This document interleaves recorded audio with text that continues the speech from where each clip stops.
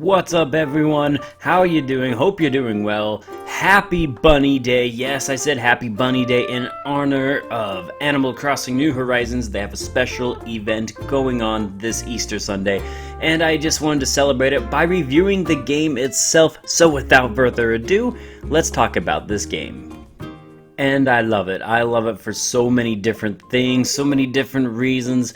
This is definitely the next level, the next step that Animal Crossing as a series needed to take, and I couldn't be happier. There are some things that bug me. Naturally, there's always going to be something that bugs someone in a game, and I'm not immune to that. But let me just say, overall, I am a very, very happy villager in my nice little town in Animal Crossing New Horizons.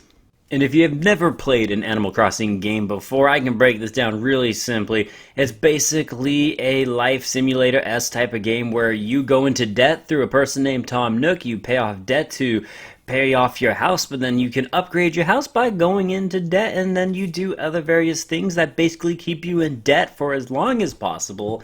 And it doesn't sound fun, and it doesn't sound all that engaging, but it is, because you start to become very connected with your home and with the other villagers that will eventually arrive at the area, which in this game's case is a deserted island.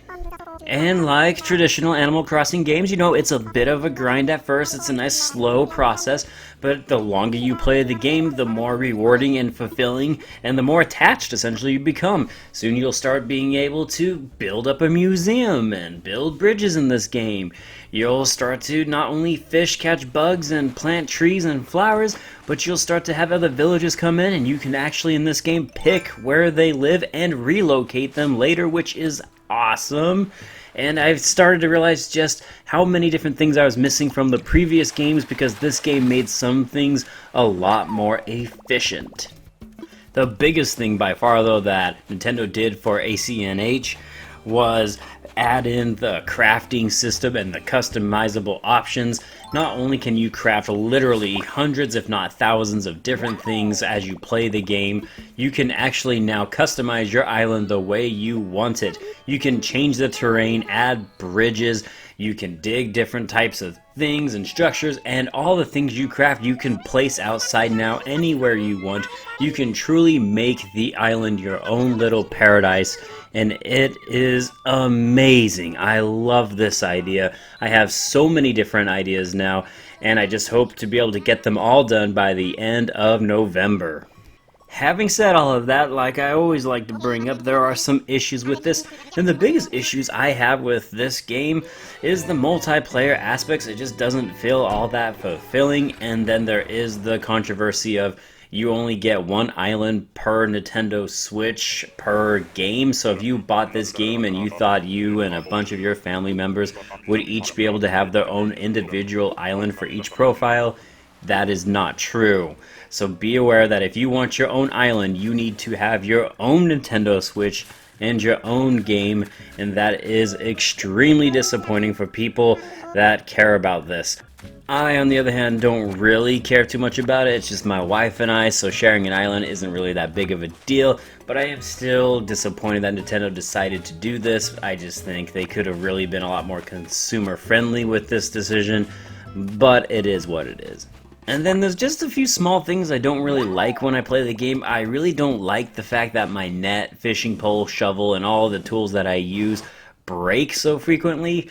It feels like Legend of Zelda Breath of the Wild, but the weird thing about this is it never bothered me in Breath of the Wild, and I thought it was actually a unique idea and design choice, whereas in this game, I still don't hate it, and it makes a lot of sense, but I wish they would just break a lot less frequently.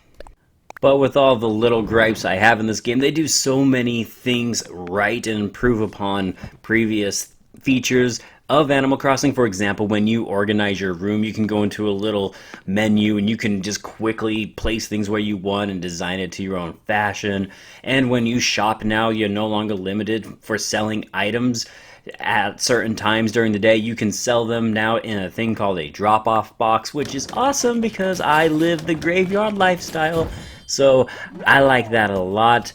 I just think they did a lot of huge improvements to this game and just made it an absolute blast. It doesn't matter what your so-called skill level is.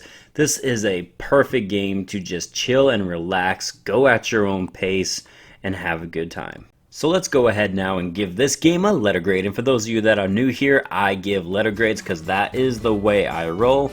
A being the best, F being the worst, and Animal Crossing New Horizons is the best Animal Crossing game I have played to date. I have played 4 of them. I didn't play the one on the DS, but all the same, I think this game is great and fantastic. I love it to pieces. It is so much fun, and I can't wait to spend hundreds of hours in this world.